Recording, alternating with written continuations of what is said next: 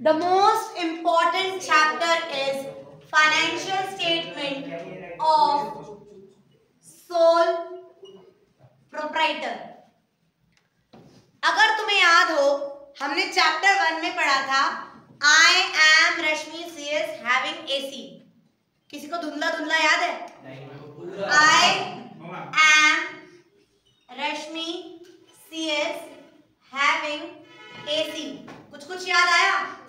सबसे पहले आइडेंटिफाई करते हैं, फिर हम मेजर करते हैं उस ट्रांजैक्शन को, देन रिकॉर्डिंग किसमें करते हैं?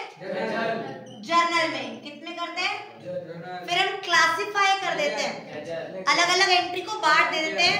कैश अकाउंट अलग, सैलरी अकाउंट अलग, सारे अकाउंट्स अलग, वो हम लेजर में कर देते हैं. फिर हम क्या करते हैं? समराइजिंग. क्या करते हैं? समराइजिंग. मतलब जो ये इतना फैला हुआ अकाउंट्स है उसको हम समराइज्ड करते हैं. सबसे पहले हमने क्या करा था चैप्टर 14 में? Trial balance. क्या करा था? ट्रायल बैलेंस कैसे बन रहा था यशिका को कुछ कुछ धुंधला धुंधला याद हो? नहीं, क्या कर रहे थे हम उसके अंदर? मैम जितने भी लेजर अकाउंट्स थे उसके जो जो बैलेंसेस बाकी थे वो हमने ट्रायल बैलेंस में नेचर के हिसाब से उसको रख लिया. क्या जो हम ट्रायल बैलेंस बना रहे थे, क्या हम जो ये वाला ट्रायल बैलेंस बना रहे थे कि ये मेरा ट्रायल बैलेंस है और इसका ये डेबिट साइड है और ये क्रेडिट साइड है, इसमें कैपिटल है, मेरा कैश है, इन सब से बना के जो ये अमाउंट आ रहा था, क्या यहाँ पर किसी से भी पता चल रहा था कि मेरा जो बिजनेस चल रहा है उसकी पोजीशन कैसी है, उसकी परफॉर्मेंस कैसी है, उसका प्रॉफिट कैसा है, उसका क्या स्टेटस है, उसकी कितनी औकात है, उसके पास कितने एसेट्स हैं, उसके पास लायबिलिटीज कितनी है? क्या तुम इसको देख के इन सब का आंसर दे सकते थे? The answer is no. Answer is no. We have to make the financial statement. We have to make the financial statement, or you can say financial account. And what does financial account contains? What does financial account contains? क्या क्या करता है? Trading and PL account and balance sheet. Trading and PL account and balance sheet.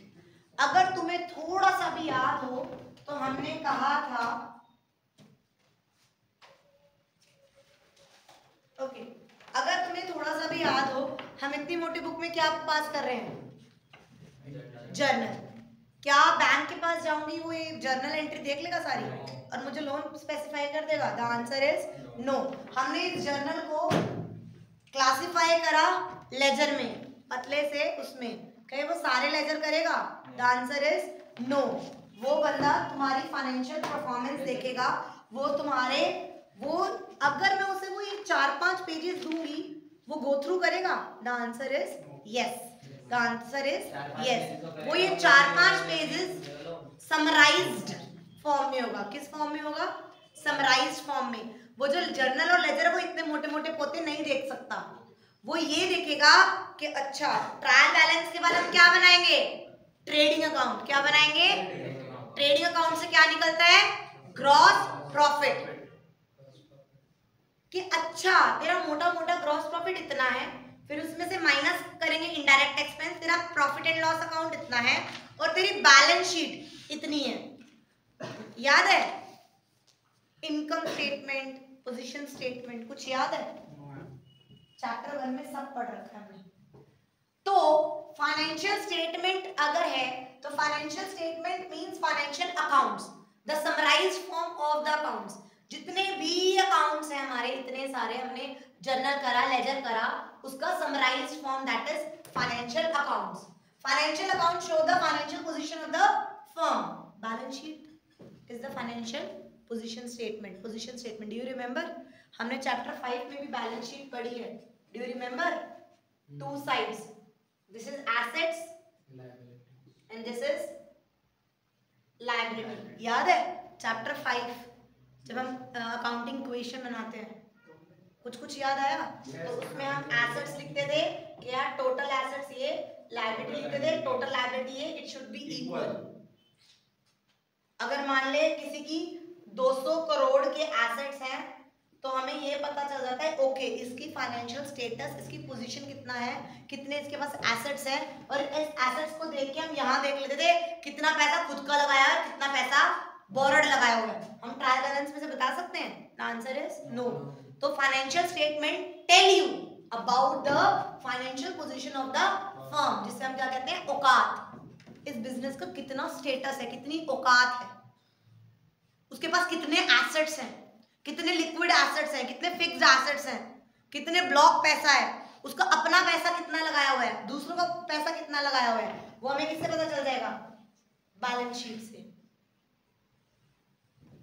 Determine the financial performance. Performance मतलब उसने पूरे साल मेहनत करी, पूरे साल उसने एफर्ट्स करे, उसकी परफॉर्मेंस कैसी रही।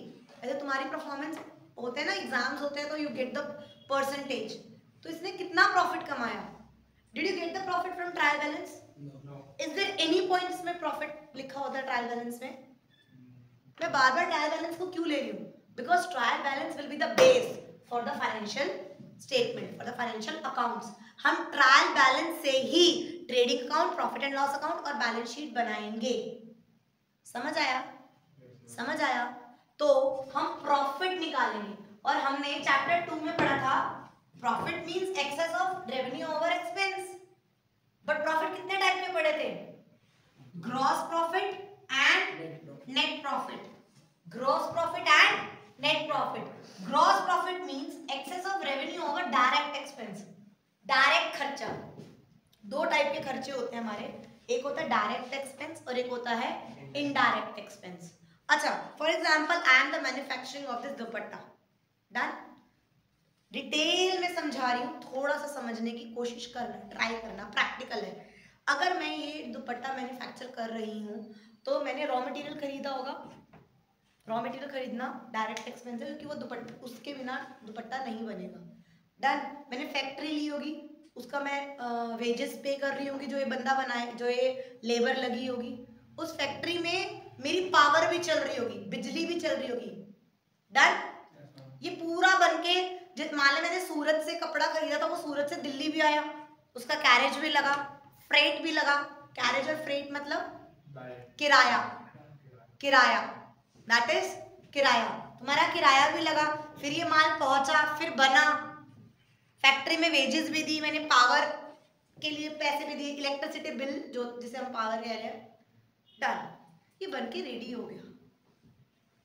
मैंने ना गोडाउन फैक्ट्री के पास ही एक 20 फुट बाय 20 फुट का ऑफिस बना रखा है, बहुत मस्त, जहाँ पे बंदे आते हैं, जिनसे मैं डील करती हूँ, जो ये खरीदेंगे बल्क में, उनको बिठाना तो होगा ना, ठीक है। वहाँ पे मैंने एसी भी लगा रखा है, एक सीए भी रख रखा है, उसकी सैलरी भी दे रही हूँ, इसको बेचने के खर्चे भी करती हूँ, मार्केटिंग एक्सपेंस भी हो जाते हैं, सेलिंग एंड डिस्ट्रीब्यूशन के एक्सपेंस है, ये सब है।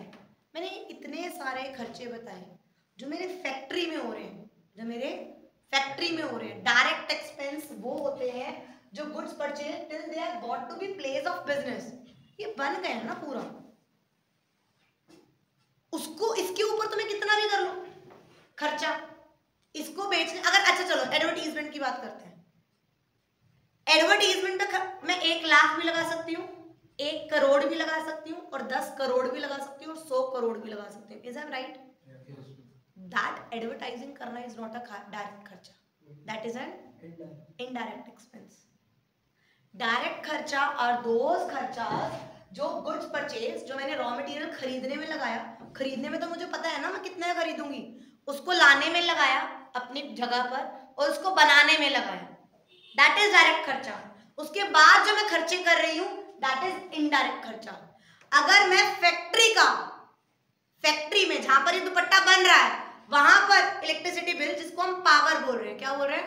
पावर, अगर वहां पे कर रही हूं दैट इज अ डायरेक्ट खर्चा। बट जो मैं ऑफिस में बैठ के एसी चला हुआ है दैट इज एन इनडायरेक्ट खर्चा। जो मैं वहां की लेबर को ये पैसा दे रही हूं इसको बनाने के लिए, वेजेस क्या कहते हैं, दैट इज अ डायरेक्ट खर्चा। बट जो मैं वहां पर सैलरीज दे रही हूँ ऑफिस में सीए वाले को, या फिर दैट इज एन इनडायरेक्ट खर्चा, दैट इज एन इनडायरेक्ट खर्चा। जब हम, अच्छा रेवेन्यू पे आते हैं, ये तो डायरेक्ट एक्सपेंस और इनडायरेक्ट एक्सपेंस की बात हो गई। अब हम रेवेन्यू पे आते हैं। क्यों शक्ल बनाई? इतनी बात समझ आई? तो अगर रेवेन्यू में से डायरेक्ट एक्सपेंस करूं, दैट इज ग्रॉस प्रॉफिट, कि इतना प्रॉफिट तो है, उसके बाद अगर उस ग्रॉस प्रॉफिट में से टोटल रेवेन्यू और other income, total revenue means other income के साथ, और टोटल एक्सपेंसेस, यहां पर टोटल एक्सपेंसेस मींस इनडायरेक्ट खर्चा, सारे खर्चे मिला हटाने के बाद जो बचता है that is net profit. Shark tank देखते हो? शार्क टैंक में ना बहुत बार ऐसा होता है कि अच्छा ग्रॉस प्रॉफिट इतना है, कहते हैं हाँ ग्रॉस प्रॉफिट तो मेरा इतना है, और फिर वो ना तुमसे इबिटा पूछते हैं, नेट प्रॉफिट बता दो, इंटरेस्ट और टैक्स से पहले तुम्हारे पास कितना बचता है, तो वो इतना सा बचा होता है, तो कहते हैं ग्रॉस प्रॉफिट तुम्हारा इतना और नेट प्रॉफिट तुम्हारा इतना, इसका मतलब तुम इनडायरेक्ट खर्चे बहुत ज्यादा कर रहे हो। इनडायरेक्ट खर्चे इसलिए करते हैं ये सोच के कि यार सेल्स बढ़ जाएगी, बट ऐसा तो नहीं ना खर्चे करते ही सेल्स बढ़ जाएगी, इट विल टेक टाइम, वो अपनी पोजीशन में लाने के लिए टाइम लगता है। फाइनेंशियल स्टेटमेंट समझ आया? इस चैप्टर का बेस समझ रहे हो कि trial balance is not the end of the accounts. Trial balance से हमें फाइनेंशियल पोजीशन, फाइनेंशियल परफॉर्मेंस पता नहीं लग रही, पूरे साल हमने जर्नल एंट्री कर ली, हमने जर्नल एंट्री कर ली, क्लासिफिकेशन कर ली, अब हमें समराइज करना होगा। रिपोर्ट कार्ड एंड में मिलती है ना, PA1 टर्म 1, PA2 टर्म 2, और एंड में वो देखते कि भाई पूरे साल की परफॉर्मेंस ऐसी रही, करते हैं ना, तो वही हमें बताना है कि पूरे साल जो हमने एफर्ट्स करे, लेया बेची करी, रेवेन्यू वगैरह करी, उसके बाद तुम्हारा प्रॉफिट कितना है। Is I am clear? Is I am clear? इस चैप्टर का मतलब समझ आया? ये 2 पॉइंट समझ आए। एंड फाइनेंशियल स्टेटमेंट कब बनाई जाती है? Mostly eight the end of the accounting period. बहुत सारी कंपनीज सेमी फाइनेंशियल स्टेटमेंट भी बनाती हैं कि मिड टर्म में बना लेती हैं कि यार हम ये देख लेंगे कि हम कितना प्रॉफिटेबल हैं और कितना नहीं है, but usually financial statements are made at the end of the year. Done? हमारा 1 अप्रैल 2023 से 31 मार्च 2024 तक का पूरा फाइनेंशियल अकाउंटिंग टर्म को एंड करेगा। And financial statement includes trading and PL account and balance sheet. Trading and PL account is known as and balance sheet is known as position statement. ये तुम्हें income बताती है कितना profit कमाया, और ये तुम्हें औकात बताती है, तुम्हारी पोजीशन, फाइनेंशियल पोजीशन स्टेटमेंट बताती है कि तुम किस स्टेटस पे हो, तुम्हारे कितने एसेट्स हैं, कितनी लायबिलिटीज हैं, राइट? तो income statement is trading and PL account. इसे हम बोलते एक है trading and profit and loss account, but हम इसे अभी फॉर अ बिगिनर हम इसे 2 पार्ट्स में पढ़ेंगे, एक ट्रेडिंग अकाउंट पढ़ेंगे और एक प्रॉफिट एंड लॉस अकाउंट पढ़ेंगे। समझ आया? We are going to study 2 trading account and PL account अलग अलग, बट वी विल, जब हम थोड़े बड़े हो जाएंगे, जब हम सीख लेंगे, हमारी ग्रिप बन जाएगी, then we make a single account, trading account and PL account, and after that we will study balance sheet. समझ आया? पक्का? अब trading and PL account trading account क्यों बनाते हैं? सिर्फ trading account, I am talking about just trading account. Trading account बनाते हैं to ascertain the gross profit और gross loss, not net profit. यहां से ग्रॉस प्रॉफिट निकलता है और फिर हम प्रॉफिट एंड लॉस से नेट प्रॉफिट निकालते हैं। Done? Now we will going to revise the words. एक हमने वर्ड पढ़ा था कैपिटल और एक पढ़ा था हमने रेवेन्यू, इफ यू रिमेंबर। याद है? कैपिटल एंड रेवेन्यू याद है?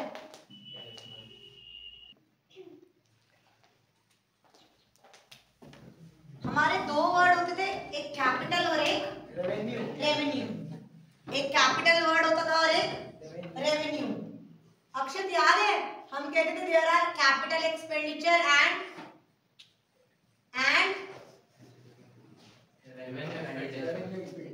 पता ही नहीं मैं कितनी बार भी एंड बोलूं। क्या होते थे कैपिटल एक्सपेंडिचर और रेवेन्यू एक्सपेंडिचर? रेवेन्यू एक्सपेंडिचर का मतलब क्या? रेवेन्यू एक्सपेंडिचर का मतलब क्या? जो कैपिटल लेते हैं फिक्स्ड एसेट्स के लिए। करेक्ट। अगर मैंने मान लो एसेट खरीदा, I purchased a machinery for ₹10। Capital expenditure वो खर्चे होते हैं जिसका बेनिफिट मोर देन 1 ईयर मिलता है, और रेवेन्यू एक्सपेंडिचर वो खर्चे होते हैं जो मैंने आज करे, मुझे इसी साल में अबॉलिश हो गए। मैंने रेंट दिया, इस साल पूरा साल रेंट दिया, क्या अगले साल नहीं देना पड़ेगा? रेवेन्यू एक्सपेंडिचर है ना कि मुझे हर महीने 35,000 देना ही देना है, दैट इज रेंट। जो इलेक्ट्रिसिटी बिल आएगा वो मुझे हर महीने देना ही देना है, मुझे मेड का खर्चा हर महीने देना ही देना है। बट मैंने डेस्क बनवाए, मैंने एसी लिया, मैंने पोडियम बनवाया, मैंने कितने सारे फिक्स्ड एसेट्स बनवाए, वो क्या हुआ? कैपिटल खर्चा। वो क्या हुआ? कैपिटल खर्चा। जब हमारा ट्रायल बैलेंस होता है, जो हमारा ट्रायल बैलेंस होता है जिसमें डेबिट और क्रेडिट लिखा होता है, अगर मान लो मशीनरी लिखा है, मान लो सैलरी लिखा है, रेंट लिखा है, सबका डेबिट बैलेंस दिखा रहा है, दिखा रहा है। यू हैव टू बाइफरकेट जितने भी यहाँ पर एक्सपेंसेस हो रखे हैं, जो कैपिटल खर्चे हैं, जो कौन से खर्चे हैं? कैपिटल। वो किस में जाएंगे? और जो रेवेन्यू खर्चे हैं वो किस में जाएंगे? Trading and PL, trading and PL account. क्योंकि कैपिटल खर्चे से हमारा क्या बना? Asset, fixed assets, tangible, intangible, कोई भी। रेवेन्यू, डेफर्ड रेवेन्यू एक्सपेंडिचर जो हॉट एंट्री होती है, वो खर्चा रेवेन्यू नेचर का है, बट उसे राइट ऑफ करने में हमारे दो बैलेंसेस का इफेक्ट आता है, राइट? तो बैलेंस शीट में जाएगा। बट जो हमारे रेवेन्यू खर्चे हैं, जो हर साल दूसरे कंपनी जो हर साल हो रहे हैं, वो रेवेन्यू खर्चे किस में आएंगे? ट्रेडिंग अकाउंट में या पीएल अकाउंट में। अब पता कैसे चलेगा कि अब देखो यहाँ पर मान लो सैलरी है, रेंट अकाउंट है, वेजेस अकाउंट है। अब salary is a direct expense, तो किस में आएगा? पीएल में। रेंट इज अ, मैंने क्या बोला दोबारा? Repeat. Salary is a indirect expense, तो किस में आएगा? पीएल में। रेंट इज अ, अगर रेंट फैक्ट्री का है और उसका है तो मैम अगर नहीं लिखा तो ये माना जाता है इनडायरेक्ट। मतलब प्रॉफिट लॉस में आएगा, करेक्ट। और अगर वेजेस है तो कहाँ पे आएगा? ट्रेडिंग। अच्छा, दो चीज है, इनडायरेक्ट भी हो सकता है, अगर नहीं, wages is always direct. Now अगर सिर्फ वेजेस लिखा है तो तुम ट्रेडिंग में डाल दोगे, सैलरी लिखा है तो पीएल में डाल दोगे। अब घपला, मान लो लिखा है salary and wages account 1 lakh, तो क्या 50-50 कर देंगे? नहीं, मेरे को तो डायरेक्ट खर्चे यहाँ पर आएंगे, दीज आर डायरेक्ट खर्चास। अरे ये तो पता है, बट इसमें क्या है? डायरेक्ट एक्सपेंसेस,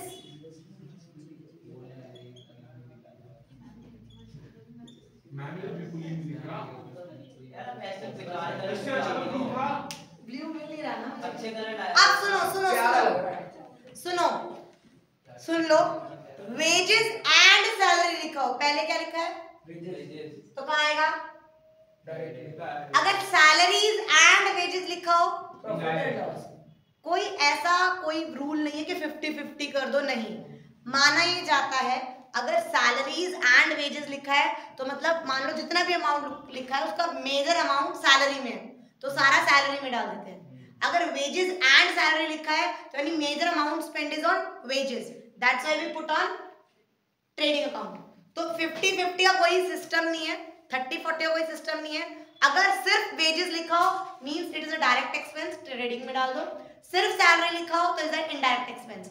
अगर वेजेस एंड सैलरी लिखा हो तो टोटल अमाउंट यहाँ, सैलरी एंड वेजेस लिखा हो तो टोटल अमाउंट यहाँ। ट्रेडिंग अकाउंट से हम क्या निकाल रहे हैं? मोटा मोटा प्रॉफिट, जिसे हम क्या कहते हैं? Gross profit. Gross profit. अरे पढ़ मत, अरे बिल्कुल मत पढ़, मत चिल्लाक्स।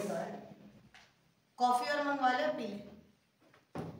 अब now continue our example dupatta, right? मेरा सेशन चल रहा है 2023-24, 2000 2023 एंड 24। अब मेरी बात सुनो, अगर 23-24 चल रहा है, ठीक है, हमारा सेशन है 23-24, 2023 एंड 2024। 2023 में आई हूँ तो कुछ स्टॉक लेके आई होगी, ओपनिंग स्टॉक 2000 हो सकता है और हो सकता है ना भी हो। मान लो मैं कह रही हूँ मेरे पास ऑलरेडी इसका 2 लाख का स्टॉक था। कितने लाख का स्टॉक था? 2 लाख का। और वाले किधर? ट्रेडिंग अकाउंट में क्या कहते हैं, जितना तेरे पास स्टॉक था उतना प्लस तूने कुछ परचेज भी किया होगा, कि तेरे पास 2 लाख का ऑलरेडी था, तूने रॉ मटेरियल परचेज करा 5 लाख का, लेकिन जो तेरा ओपनिंग स्टॉक में 2 लाख है, हो सकता है वो तेरा फिनिश गुड्स का हो। मैं ये 2023 1 अप्रैल को खड़ी हूँ। इससे पहले वाला सेशन क्या था? 22-23। 31 मार्च को मेरे पास इसका ऑलरेडी कुछ स्टॉक है ना, मैं उसको आग लगा दूंगी या नेक्स्ट ईयर के मैं कैरी फॉरवर्ड करूंगी?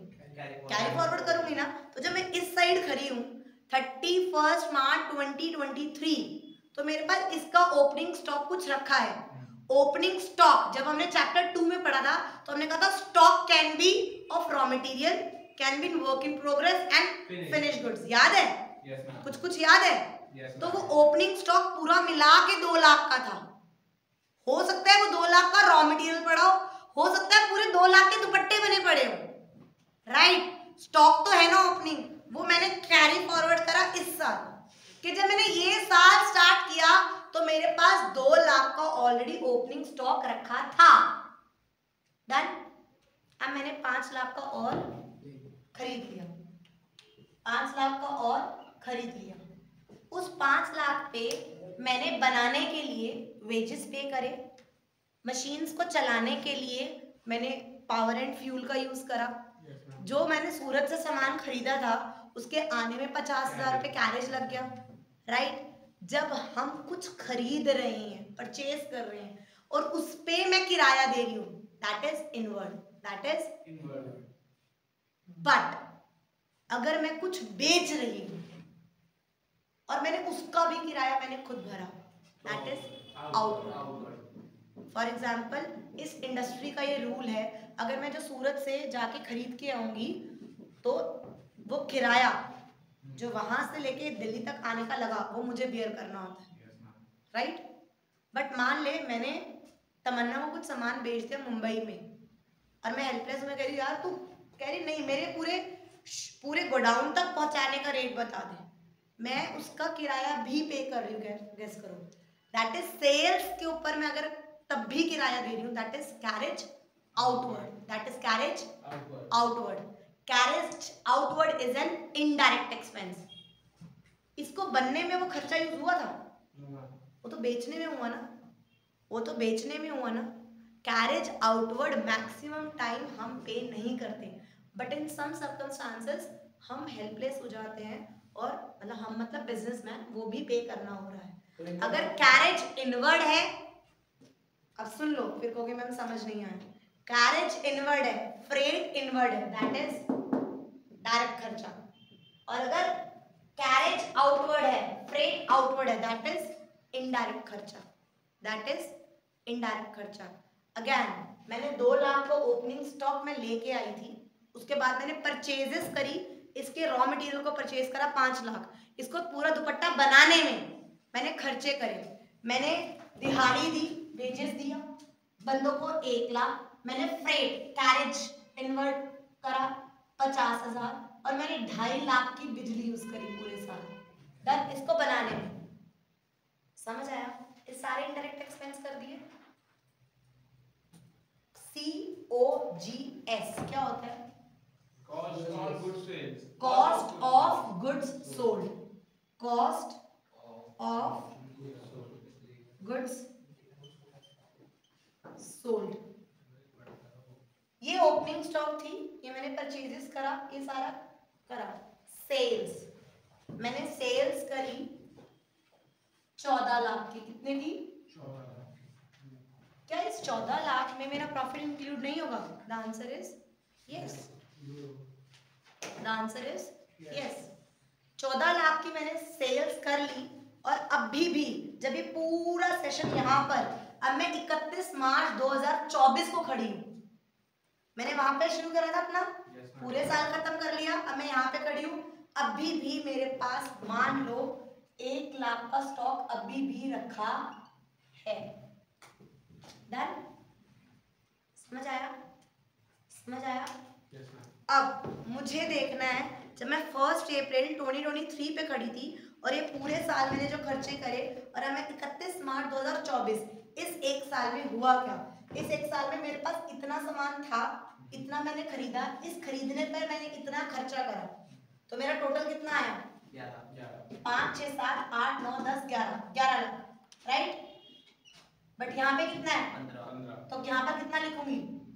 ये 15 लाख है, 11 लाख है, तो क्या करूँ? इसको 15 लाख लिखूं ना, इसको 15 लाख लिखूं ना, तो यानी यहाँ पर 4 लाख क्या आ गया? Balancing figure. क्या आ गई balancing figure? To gross profit. क्या आ गई? Gross profit. दोबारा रिपीट कर रही हूँ तो मना है Ashika.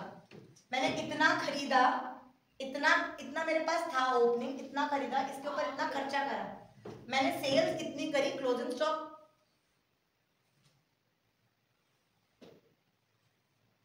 stand here and speak for 1 hour continuously, then you will realize कि कितना डिफिकल्ट है पोडियम पे खड़े होकर समझाना, और तुम्हें नहीं समझ आए तो कितना दुख होता है, which I can realize. That's why I always ask you to sit separately. Again I am repeating. मैंने सेल्स कर ली, उस सेल्स में मेरा प्रॉफिट इंक्लूड है ना। मैं तेरे को सामान बेचूंगी तो तेरे को ये बता के बेचूंगी कि यार ये दुपट्टा है तो मुझे 100 रुपए का, बट मैं तेरे को 150 रुपए का बेच रही हूँ, तो मुझे 150 रुपए देगा कभी? नहीं। मैंने सेल्स कर दी ना, मैंने पूरे साल 14 लाख की सेल्स कर दी, मेरे को अब पता है कि हाँ मैंने 4 लाख उस सेल्स पे कमाया है। 4 लाख मेरा ग्रॉस प्रॉफिट है। अच्छा, ग्रॉस प्रॉफिट ही आएगा, लॉस भी तो आ सकता है। व्हाट इफ अगर ये सिर्फ 9 लाख की सेल हुई, मैंने कितने लाख की सेल करी? 9। कितना टोटल आया यहाँ पे? 10। और यहाँ पे कितना था मेरा? 11 लाख। 11 लाख 10 लाख बैलेंसिंग करेंगे, बैलेंसिंग करेंगे तो यहाँ पर 1 लाख का क्या आ जाएगा? क्या आ जाएगा? Gross loss. क्या ग्रॉस प्रॉफिट ग्रॉस लॉस दोनों आ सकते हैं? चाहे तो प्रॉफिट आएगा या लॉस आएगा, प्रॉफिट आएगा या लॉस आएगा। यहां पर एक और चीज है, यहां पर ये फिक्स्ड है। अच्छा, यहां पर ना परचेजेस में मैंने नेट परचेजेस लिखा है। What do you mean net purchases? Purchases में जो भी माइनस करेंगे, करेक्ट। यहां पर परचेज इतने की हुई, माइनस परचेज रिटर्न 20,000 की मेरी परचेज रिटर्न हुई, माइनस ड्राइंग मैंने 30,000 अपनी पर्सनल के लिए दुपट्टास निकाले थे, एंड माइनस मैंने सैंपल्स एंड चैरिटी के लिए मैंने 50,000 का करा, तो मेरी परचेज कितने की मानी जाएगी? 5। कितने की मानी जाएगी? 5 लाख। समझ आया? नेक्स्ट परचेज इक्वल क्या सकता है? मींस या नो प्रॉफिट नो लॉस, और फिर यहाँ पर कुछ भी नहीं उतरेगा तो फिर हमारा नेट लॉस आएगा। हो सकता है नेट प्रॉफिट भी आ जाए, ऊपरी कमाई अलग अलग होगी। अभी हम सिर्फ इस पे फोकस करते हैं। क्या ट्रेडिंग अकाउंट समझ आया? क्या ट्रेडिंग अकाउंट समझ आया? इसमें सिर्फ एक है, यहाँ पर ना बाय, समटाइम्स स्क्रैप भी आ जाता है। क्या आ जाता है? स्क्रैप कभी कभी बिक के पैसा आ जाता है। बताऊं, समझाऊं? इसका एग्जांपल लेते हैं। दुपट्टा थान में से, मान लो ये प्रिंट का, ये तो है नहीं इतना, हो सकता है पूरा थान आया होगा, थान समझते ना, पूरा बंडल आया, वो कटने के बाद बहुत सारे ऐसे नहीं होता कि मान लो इतना चौड़ा था तो इतना ही कटा, वो स्ट्रिप बच गई, वो ऐसे बचती बहुत सारी बच गई, और ना किलो के हिसाब से बिक जाता है कपड़ा स्क्रैप में, कि ठीक है 20 रुपए किलो के हिसाब से बिक गया। जब मेरा जो रॉ मटेरियल है उसका स्क्रैप बिक जाए तो उसको ऊपरी कमाई नहीं कहा जाता, ऑपरेटिंग ही में ही कंसिडर होता है। हम ऑपरेटिंग और नॉन ऑपरेटिंग को ऊपरी कहते हैं अपनी आम भाषा में। मेरा काम क्या है? दुपट्टास मैन्युफैक्चर करना। अगर मैंने 10 लाख की एक प्रॉपर्टी ली थी और उस पर रेंट आ रहा है, that is not my operating income. Is that is my operating income? नहीं, वो मेरी कौन सी कमाई है? नॉन ऑपरेटिंग इनकम, ऊपरी कमाई। दोबारा, अगर मैं इस जिसमें डील कर रही हूँ उसका स्क्रैप बेच के जो पैसा आ रहा है, that is operating he income मानी जाएगी, वो नॉन ऑपरेटिंग इनकम मानी नहीं जाएगी। इस वाले में ऑपरेटिंग ही कंसिडर होता है, इसमें हम सारा कुछ इंक्लूड करते हैं। डन। मैं ग्रॉस प्रॉफिट का ही एग्जांपल लूं, लॉस का तो नहीं लूं। डन। अब हम ग्रॉस प्रॉफिट का एग्जांपल लेते हैं जिसमें हमारा ग्रॉस प्रॉफिट कितना आया था? 4 लाख। ग्रॉस लॉस नहीं आया था। डन। थोड़ा सा चेंज करते हुए वही 14 लाख और ये 15 लाख और ये 15 लाख। अब प्रॉफिट यहां आता है, वो यहां उतरता है। अगर लॉस आएगा तो वो यहां उतरता है, डायगोनल। यहां पर प्रॉफिट आया तो तेरी एंट्री के पास क्या हुई? ट्रेडिंग अकाउंट डेबिट टू और जब यहां पर उतरेगा तो एंट्री क्या आएगी? Gross profit account debit to PL. समझ आया? प्रॉफिट हमारा यहां उतर गया, लॉस हमारा यहां उतर गया। डन। समझ आ रहा है? पक्का? एक बार अपना 18.15 निकालो, एक बार अपना 18.15 निकालो। 18.15 में ट्रेडिंग अकाउंट का सैंपल दे रखा है। क्या अब समझ आ रहा है वो सैंपल? कि मैम पहले ओपनिंग स्टॉक ली, ओपनिंग स्टॉक में मैंने परचेजेस प्लस करी, उसके अंदर wages, freight inward, carriage inward, factory power and fuel, these are direct expense. हमें डायरेक्ट एक्सपेंस याद करने की जरूरत नहीं होती। अभी समझाऊंगी। अच्छा, एक ना बहुत बढ़िया सबक पेपर में ना, पता है कौन से एक्सपेंस आते हैं? Trading expense. और बच्चा किसमें डाल के आता है? ट्रेड अकाउंट में। ट्रेडिंग एक्सपेंस है तो ट्रेडिंग अकाउंट में होगा। The answer is no, PL में आता है। ट्रेड सुनो, वैसे मुझे रिकॉर्डिंग में नहीं बोलना चाहिए, वैसे इन सिंप्लिसिटी में तुम्हें बताती हूँ। द डायरेक्ट खर्चा, द इनडायरेक्ट खर्चा, डायरेक्ट खर्चा लिमिटेड है, wages, carriage inward, freight inward, cartage inward, ये सारे फैक्ट्री का फ्यूल, इतना ही लिमिटेड है। और दुनिया के जितने खर्चे हैं वो सारे किसमें आएंगे? इनडायरेक्ट खर्चे ये नहीं होते। मैं और 100 बिना बढ़ाए चढ़ाए 100 खर्चे और लिख सकती हूँ जिनको पेन डाउन करना इम्पॉसिबल है। डायरेक्ट खर्चे सिर्फ यही हैं, बाकी जो बच गया इनडायरेक्ट। तो ट्रेडिंग एक्सपेंस वर्ड आए तो वो ट्रेडिंग अकाउंट में वो इनडायरेक्ट खर्चा है। समझ आया? इनडायरेक्ट खर्चा कितने सारे हैं यार। रेंट दे दिया, बिजली का बिल, पानी का बिल, स्टेशनरी खरीद ली, पोस्टेज का बिल, कन्वेंस का बिल, ऑटो का बिल, प्रिंटिंग कराते हैं उसका बिल, इंश्योरेंस पे कर रही हूँ, प्रीमियम का बिल, डेप्रिसिएशन लगा रही हूँ, नॉन कैश एक्सपेंस है, नॉन कैश एक्सपेंस है, डेप्रिसिएशन लगा रही हूँ, उसका वो बैड डेट हो गई, कुछ नुकसान हो गया, सारे खर्चे, जितने भी खर्चे होते हैं वो सारे कहाँ आते हैं? PL account. कहाँ आते हैं? सारी कमाई। अब आई एम टीचिंग, जो तुमसे फीस आ रही है दैट इज सेल्स में लिखूंगी, वो रेवेन्यू है मेरा, वो ऑपरेट, वही काम कर रही हूँ ना। बट इनडायरेक्ट मुझे कहीं से कमीशन मिल रहा है, कहीं से रेंट मिल रहा है, कहीं से ब्याज मिल रहा है, मेरे बैड डेट रिकवर्ड हो गए तो इनकम आ गई, वो सारी ऊपरी कमाई है, नॉन ऑपरेटिंग इनकम है। वो सारी कहाँ आएंगी? दोबारा रिपीट करती हूँ, जो 4 लाख यहाँ आया वो मैंने 4 लाख उतार लिया,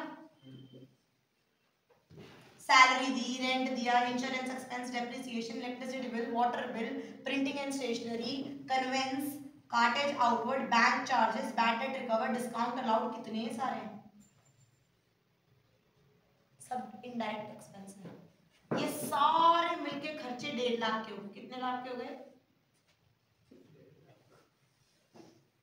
और और इसमें से मान लो मुझे कोई रेंट रिसीव नहीं हुआ, मान लो मुझे कोई कमीशन रिसीव नहीं हुआ, हाँ इंटरेस्ट रिसीव हुआ 50,000, बैड डेट रिकवर्ड हो गए 50,000 पे, डन।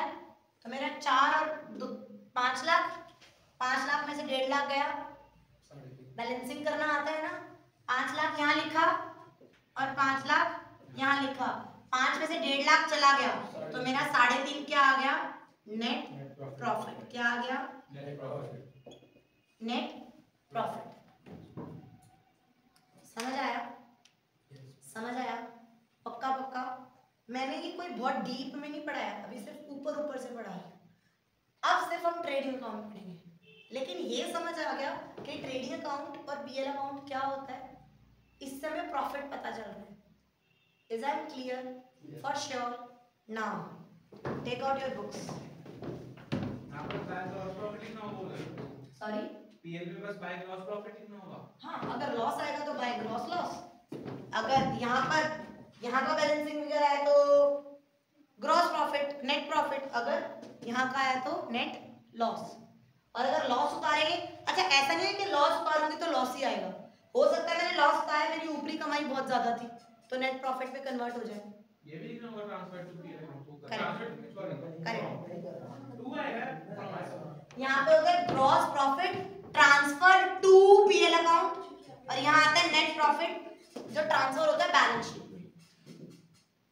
समझ आया, समझ आया। Now we are going to focus only on trading account, जिससे हम पढ़ेंगे COGS, cost of goods sold. क्या होता है कि जो मैंने सामान बेचा उसकी एक्चुअल कॉस्ट कितनी थी। डन, समझ आया। Now take out your book and we will going to do the question. अच्छा इसमें एक चीज रह गई, adjusted purchases. Wait for a second, हमने एडजस्टेड परचेजेस हमने ट्रायल बैलेंस में भी पढ़ा था, if you remember adjusted purchases. कभी कभार क्या होता है, हमें ओपनिंग स्टॉक, क्लोजिंग स्टॉक और परचेजेस, इन तीनों की जगह ओपनिंग स्टॉक, परचेजेस और क्लोजिंग स्टॉक, इन तीनों के प्लेस पे हमें क्या दिया जाता है, एडजस्टेड परचेजेस। इसका मतलब है मैंने तीनों चीज ऑलरेडी ही पहले प्लस माइनस करके एडजस्ट कर ली है और नेट रिजल्ट इतना है। तो जब एडजस्टेड परचेजेस दिया हो तो ना क्लोजिंग स्टॉक आता है, ना परचेजेस आता है, ना ओपनिंग स्टॉक आता है, सिर्फ यहाँ पर आ जाता है adjusted purchases and the remaining format will be the same. समझ आया, पक्का। Now just take 5 minutes, I am pausing the video, you have to make yourself the trading account, you have to make it yourself the trading account. Trading account का format opening stock, purchases, सारे direct खर्चे, credit side हम closing stock लिखेंगे, पहले sales लिखेंगे, closing stock, कभी कभी sales का स्क्रैप, अगर स्क्रैप सेल्स हुआ उससे जो पैसे आते हैं वो भी, इधर हमारा ग्रॉस प्रॉफिट आता है या ग्रॉस लॉस आता है। डन। नाउ